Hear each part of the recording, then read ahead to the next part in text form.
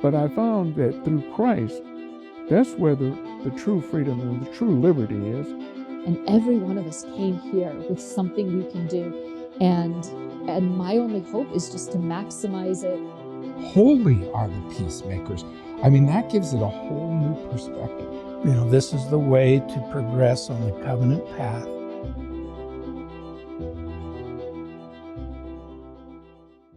Hello and welcome to Latter-day Profiles. We're here at the LDS Motion Picture Studio in Provo, Utah. And joining me today is Daniel and Kathryn Blomberg. Welcome. It's good to have you here. Thank you. It's Thank good to you. be here. They're the co-founders of Blomberg Music Productions and have a great story to tell. And thanks for sharing, by the way. I asked Daniel to give me some background and it was awesome. I appreciate all the insights. But let's talk a little bit about your background. First, let's give people a nutshell of what Blomberg Music is so they have an idea before we get into your background. So we started off mostly with music production. Daniel's an amazing arranger and producer, and he helps people achieve their vision. But we also then realized there's a lot of need, and so he took his past coaching skills to start doing some business coaching to help musicians actually know how to get more eyeballs and get their music actually producing money for them, as well as just being something like they like doing. Oh yeah, some way to make it actually turn into a business where they can live on it. Well, Daniel, from Sweden, and your background, as you shared your background, so you were way into music. In fact, as a young child into youth, and kind of had your own rock band kind of thing, something like that. So, what was it like for you growing up, heavily involved in music? Sweden's a great place to be a musician. There's music everywhere. I think we have more choir singing per capita than anywhere else in the world, or something like that. So it was a great place to grow up, and I always just wanted to follow that path, and now we do, but it was quite a journey to get there. What are some of the experiences you had growing up? I know you say you were on television, and you wrote some music, mostly kind of pop style, I guess. Is that what you did? Yeah. So my sister and I were on national TV when I was 6 and she was 13, and then I had a rock band in high school, and in Sweden, it's kind of a normal thing. A lot of people play in bands, and it doesn't necessarily mean that you're out doing drugs. It's just a fun way to pass the time, and music's have fun with the music. Yep, that's right. It's a great pastime. Well, Kathryn, I don't know about your background, but you two did meet at BYU. Did you have a musical background growing up as well? Well, I always enjoyed music, and my dad would encourage me, and so we'd go visit my grandparents and be like, "Here, Kathryn, come sing for Grandpa," or whatever. But I didn't have a lot of opportunities beyond public school and church. So, but I took all of those that I could get. So you've pursued that at BYU, though. That was your major. You were in vocal performance? I did music minor. Music minor. Oh, yeah, and your not major, a major. What was your major? Family history, genealogy. Oh, okay. Oh, that's a cool combination. Yeah. So you're heavily into music there. So how did you two meet? You met at BYU, and you said it was in the Russian house? You're both Foreign language housing, yeah. Yeah. So how did that come about? Oh, that's a great story.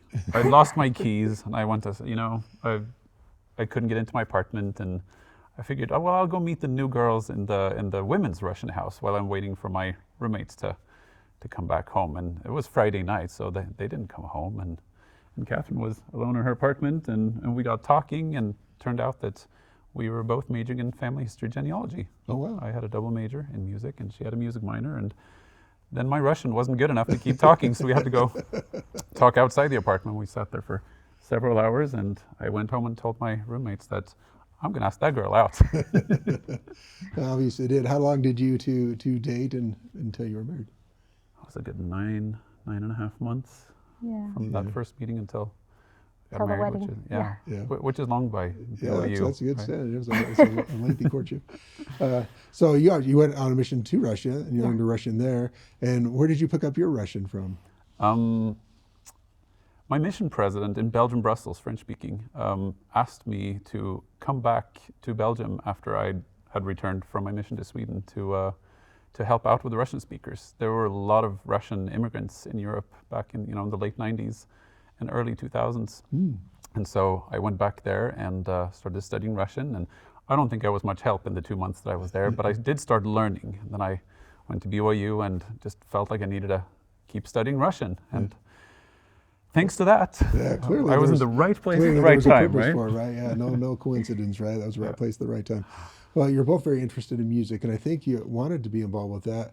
But there's, the old axiom, you can't make money, you can't make a living in music, right? So you started looking at other places. You have a family now. You're trying to be responsible. What kind of things did you decide to do at that point? I ended up getting a master's degree in international relations in England. We went back to Europe for that. And then we moved to Sweden, and I taught school for a year, and then I worked for the Swedish government for a few years. And then we felt that it was time for a change, and I ended up getting a job in the Middle East, in Jordan. So we moved to Amman in 2015, but there was a summer in between there, between Sweden and Jordan, that we spent in Utah, and we met a lot of people with big dreams, a lot of really inspiring people, and sometime during that summer, we both started feeling like it's time to get back into music, which was really strange because I just accepted a job at a university teaching not music and helping them out to start a new university major in leadership and political development. And so we went down there not knowing exactly how to apply the revelation we'd received, but I ended up teaching more music than anything else. And that program never quite got off the ground, and so we stayed for 2 years, and then it was time to come back. And we decided that job would be our last, and we would work for ourselves after that. And we had lots of ideas of maybe what we could do, and music kind of figured in there, but it was never just straight music, because you can't make money making music, right? That's the lie that gets propagated, and I think we believed. So we went back. I started a life coaching business. Love helping people in that way, and it's kind of part of our philosophy of you try to consecrate the talents that God has given to you, and it just made the most sense then. And after a few months, it was as though the Lord was kind of knocking me on the head, saying, "Hey, haven't we talked about music?" Oh yeah. So in this conversation, Kathryn, I'm sure these are conversations you had together. And man, you lived in so many places. Was there a place that you wanted to be in particular, or is it more the drive to follow the music, kind of follow that kind of pathway, or just work for yourselves, I guess? At this point? Well, no, actually, it was back on my mission. I had kind of had a feeling that I would need to learn some more languages, and that I would be involved somehow, kind of in other countries. And so that was one of the things when we first met and started talking, that was just like God nudging me like, this is it, this is what you're looking for. And I knew that if I married him, being from Sweden and with my understanding of what the needs in the world, that I wouldn't be staying in Utah. And so for me, that was why I left and was willing to, because it was all about what I had felt and committed to. And so that was never a question. The big surprise was when God said, move back to Utah. And I was like, wait, what? I get to go back to my family? Like, did I mess up here? But he's like, no, this is where I want you. And now I understand why. Yeah. Well, I was thinking as you're moving in all those different places, raising a family and going to different cultures, had to be a little bit challenging, school-wise, language-wise. How was that with your family, with your kids, trying to keep up with everything? Whew. Kathryn homeschooling 5 children in Jordan. Yeah, that was my first time homeschooling. That was hard. And I did not know Arabic. I learned enough to tell the taxi driver which way to go. So like I could say, go Dor Yamin Shmal and Bes, like that's enough. I'm here, let me out. But homeschooling was rough. We didn't even have our own yard. So that was me and the kids all the time. No place for recess, Right. Indoor recess all the time. When you talked to your family, you decided to come back to Utah, what did your kids think? Were they excited, ambivalent? What did they think? Go ahead. I think they were excited. They all wanted to go back to normal school, too. Yeah. I think out of all of our moves, and there's been many, many of them, I think that's the one that everyone was excited about. Yeah. Yeah, that's awesome.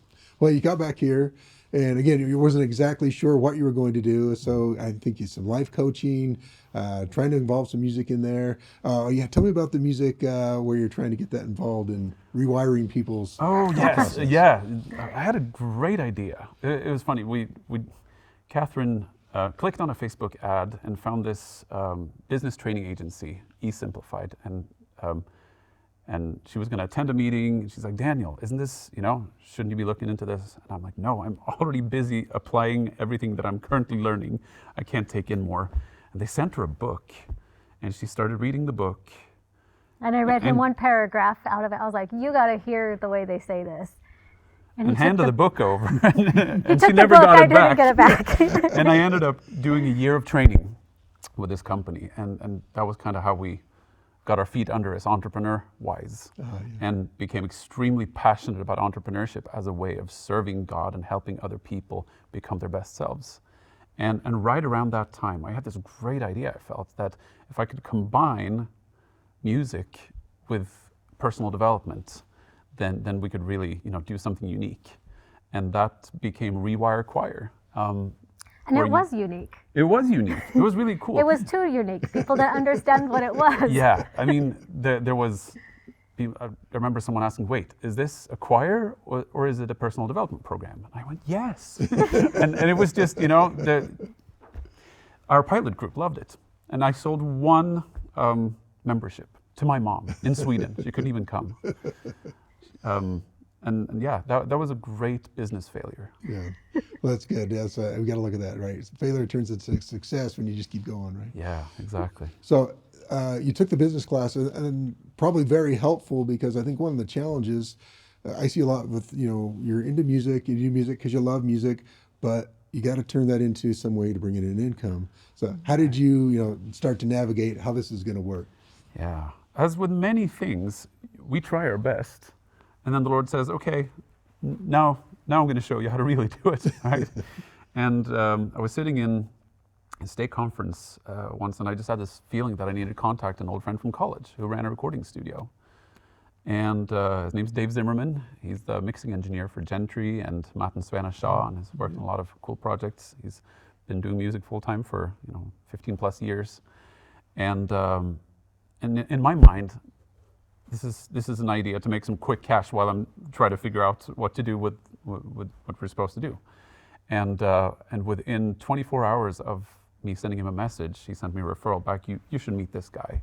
And within 3 weeks, I had 5 clients, and 4 of them were referrals from Dave. And all of a sudden, I realized, this is what product market fit feels like. This is where my talents and skills actually meet a need somewhere. And it was easy. It was one message away. And so often I feel like the Lord wants us to put forth our efforts and do our best, but He also doesn't want us to think that we did it all on our own. Yeah. But yeah, we need to understand that. That's right. Were you continuing on with your music during this whole time? You kept up on your skills when you're doing your different jobs? Yes. I mean, you tell them about church in Sweden. And Oh, well, it was really fun because we were in a tiny branch. Mm-hmm. He was actually the branch president. And so we were in Sweden 7 years. The first year was in the big city. And then when he got the job with the government, it was out on an island. And when we went there, I was like, this is a mission. This is where God needs us to be. We were the only primary. We were the youngest people besides the primary. Pretty much. There were in and out a couple of young men, young women who went in and out of activity and stuff. But it was pretty sparse. The numbers were very low.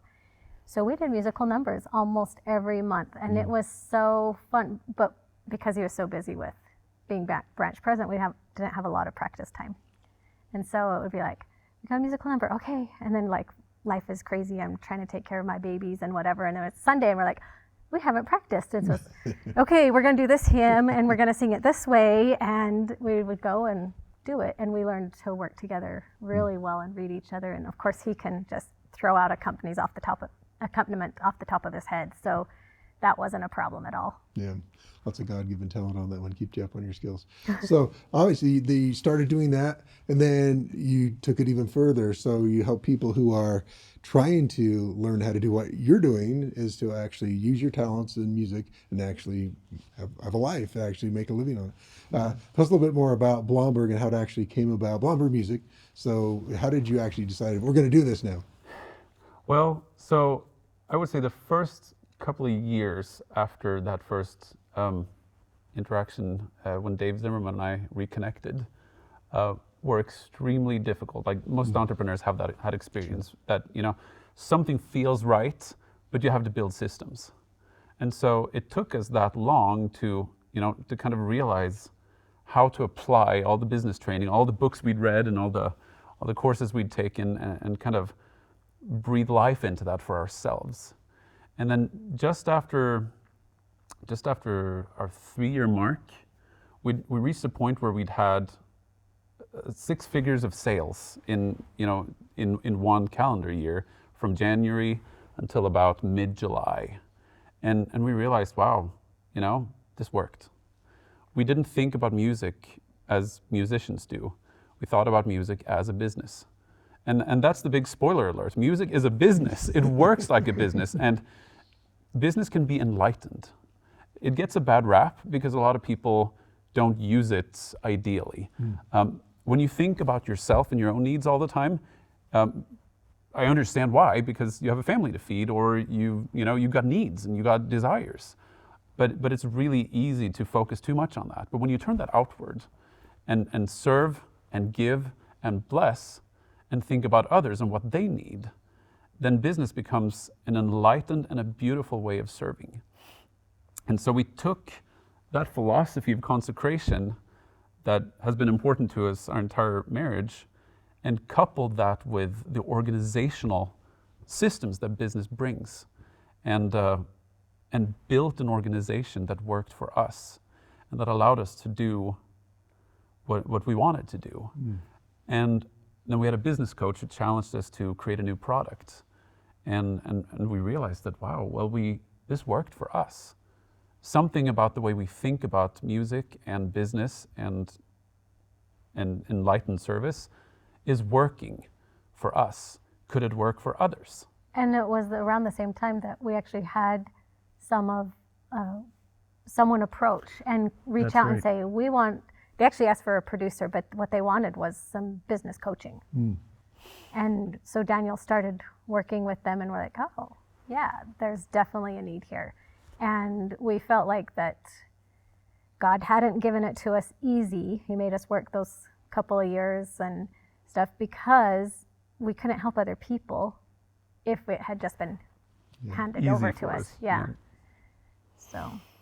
So at this point, with the company, what's your involvement, Kathryn? What do you do? And then let's talk about Daniel. We're rolling what you do. So Kathryn, what do you do with the company at this point? So all along, it's been strategic ideas, talking, bounce board, the veto power, like, no, that one's not really going to work right now. Right. So we've approached it the whole way as a partnership, making all the decisions together still that way. I've tried a few different things, but where I am actually homeschooling again, and that feels like that needs to be where my focus is. And so we finally landed that I'm about good with 5 hours a week with the business. And between like strategizing sessions and meetings with the few part-time employees we have, that pretty much takes up the time that I have to put into the business. But it feels really good. I like that level of involvement. Yeah, so it adapts well for the life that you're living right now, so that works well. So then you help out, you do both. You put music together, you help people who are trying to figure out how to make a living at this and how to get better at it. What are some of the things that people like you've worked with, how have you helped them to move forward in their careers? So we met Douglas Pugh, who is a marketer.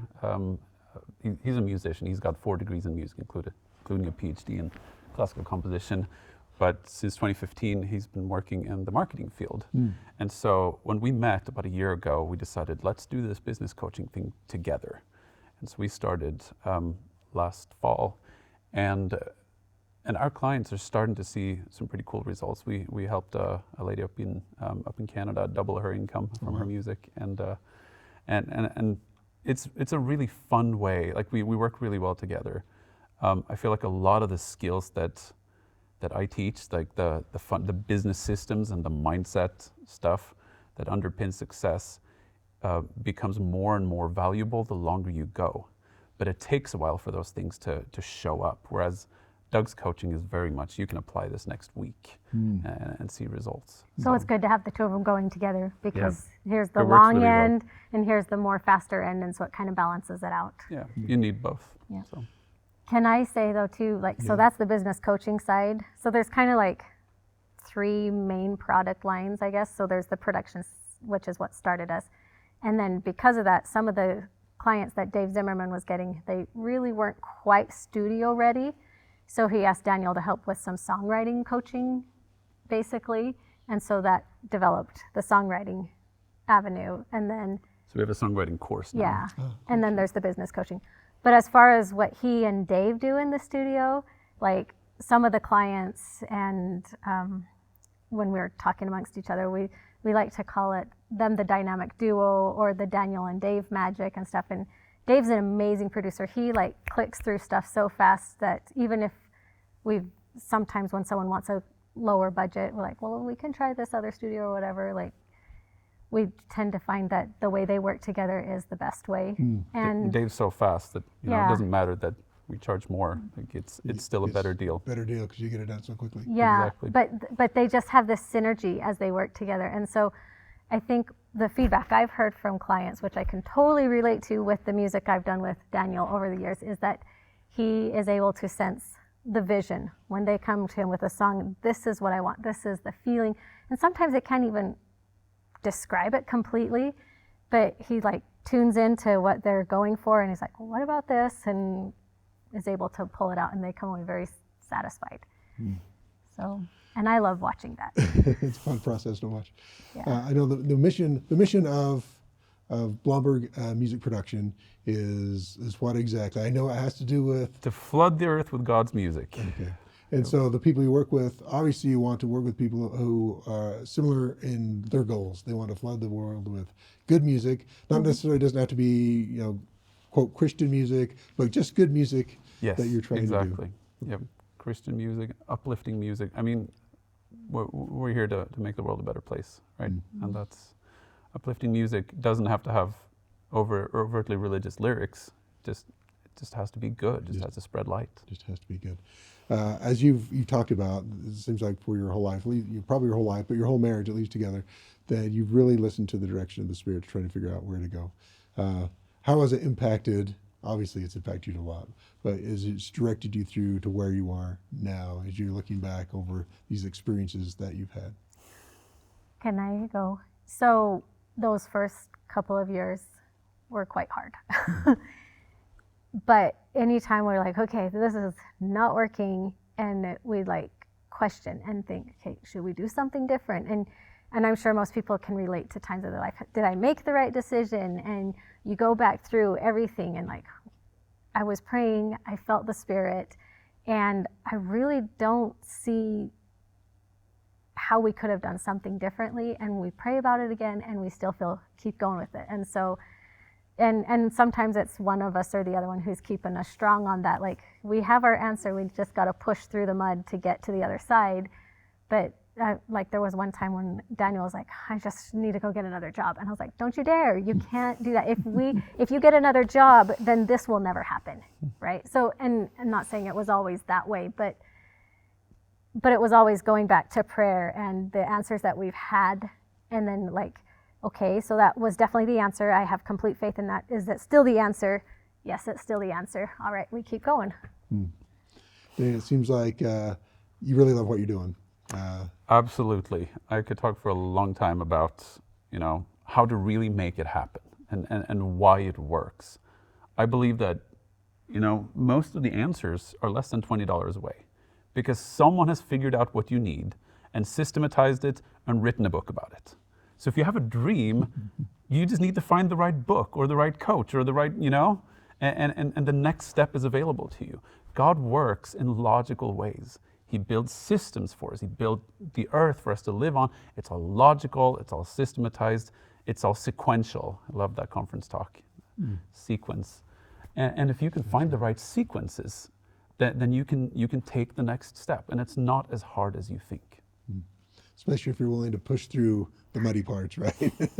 Got to get through the tough parts. Have you seen, there's like this meme of two dogs that just went through the mud, and it's like one dog's like, the mud's like right here, he's a big dog, and the other dog is like this little puny dog, and so the mud's like all the way up here. Sometimes I felt like I was that puny dog with the mud all the way up here, but really it is, you just got to push through it. If people want to learn more about Blomberg Music, they can find you online. BlombergMusicProductions.com. Right. We're on Facebook, we're on Instagram. And check it out. And you can, I've watched the videos there. You get lots of compliments from your clients. They say you're great, so I believe them. It sounds like great stuff. They're great too.